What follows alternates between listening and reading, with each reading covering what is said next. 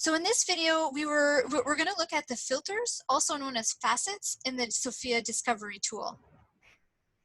After doing a search, you can narrow the results by using the filters that are in the left-hand column of the results screen. There are many different facets or filters that are available. So let's start by looking at the filters that are at the top left of the screen. So the first filter is called Keep Selections for Subsequent Searches. This is off by default, but if you turn it on and then select some filters in the left-hand column, these filters will stay selected for any subsequent searches that you do. That being said, it will only keep the filters if you don't leave the search screen. That is, if you continue searching using the search box at the top of the screen. But if you press back on the browser to go back to the simple search, or if you click on the new search link at the top left, or if you click the advanced search link, whatever filters you selected will not be kept for subsequent searches. The next item on the list is the sort. There are several sorts available. The first three sorts are based on an algorithm that blends title, author, date, and worldwide holdings. So let's look at each in detail. So the first one, best match, will blend title, author, date, and worldwide holdings, but will put an emphasis on title. Note that best match is currently the default sort option when you do a search. The recency sort also blends title, author, date, and worldwide holdings, but puts an emphasis on date. And then the library sort option will put an emphasis on what our library holds so that items held by our library display more prominently. But as we'll see soon, the default library that is selected when performing a search is Concordia University Library. So our collection will always be the only one that's displayed. Therefore, this sort may only be relevant if you are searching all BCI libraries or worldwide libraries, but we'll look at that in a few minutes. The next 5 sorts are straightforward. There's no algorithm applied to these. Just a little note about sorting by date though. If your goal is to sort chronologically, so most recent at the top, then it's best to choose date, newest first, rather than recency, because recency may not necessarily place the most recent titles at the top, seeing as it considers many other factors in its sorting decisions. Group-related editions. So this filter is on by default. However, you may find that it's more useful to turn it off if you're searching for a particular edition of a book, as different editions may remain hidden from view when this is turned on.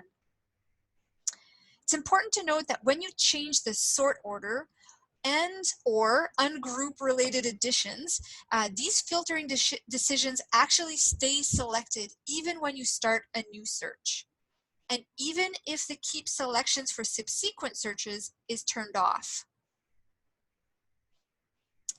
Next is the expand search with related terms. This is on by default. It will not work for every search that you do, but when it does work, what it does is that it enables searching across authority files to find relevant search terms, including related, variant, or deprecated search terms. So when this feature is active for a search, you will see a blue bar at the top of the results that says, "We expanded your search to include related terms." And if you click on that link, you'll be able to see exactly what related terms were searched. So in this case, we searched for gender, but it also searched for things like grammatical gender, gender identity, and so on. If you don't want to expand the search, you can click on the link that says, "Only search for gender." After these initial choices, you get a series of 8 filters. So they are library, format, content type, publication year, language, topic, author, and database. There can be a 9th filter called audience, but you'll see this only when you're searching the WorldCat database and not the worldcat.org database. So all of these filters are created dynamically. That means they are created based on the search results. So for example, if there are no videos in your search results, this option will not appear under the format filter. Of the 8 filters, you can only select multiple options within the format, language, and library filters. For the other 5 filters, you can only select one option at a time. So for example, if I expand the author filter, I would only be able to filter with one author at a time. I couldn't filter my search by selecting multiple authors. Finally, there is no button to exclude a specific filter that you might choose. So for example, if you wanted to exclude an author from your search, you would not be able to do that with these filters. As a note, for more sophisticated or precise filtered searches, we recommend using the advanced search screen or the expert search commands. So let's look at the filters individually. The first one is library. So Concordia University Library is selected by default, which means that you will only see Concordia holdings by default.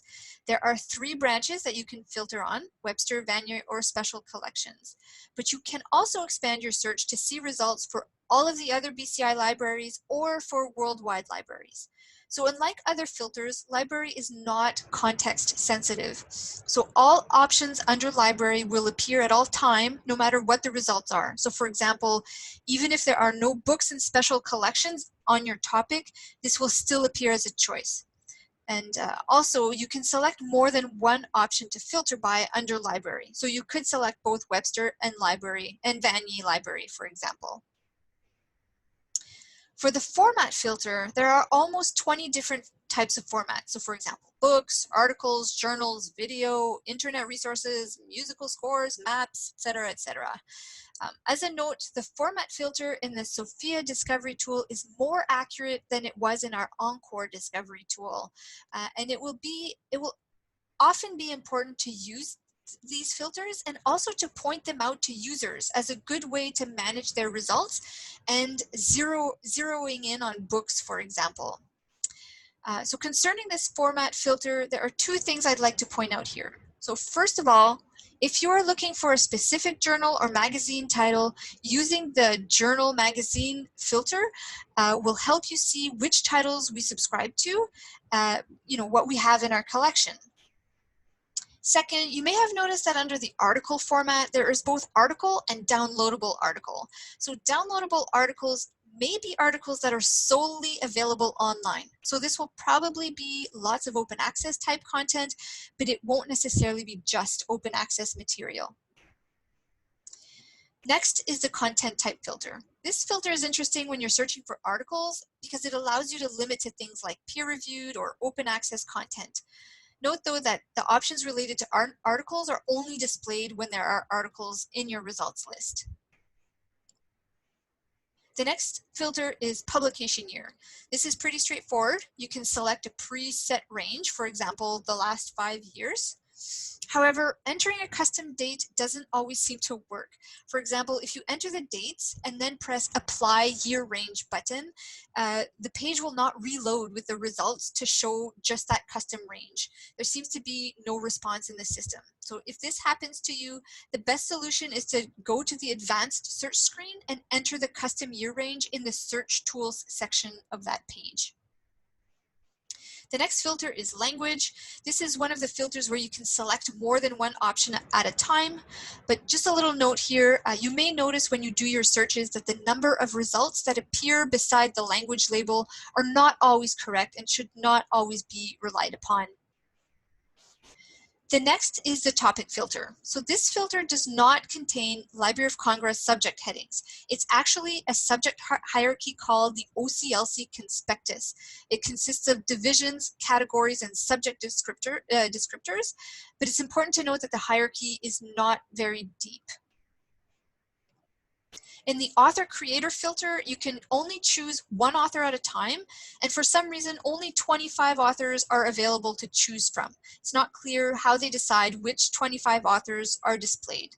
So again, a reminder that searching in the advanced screen or in the expert mode might be better for finding authors that you're looking for.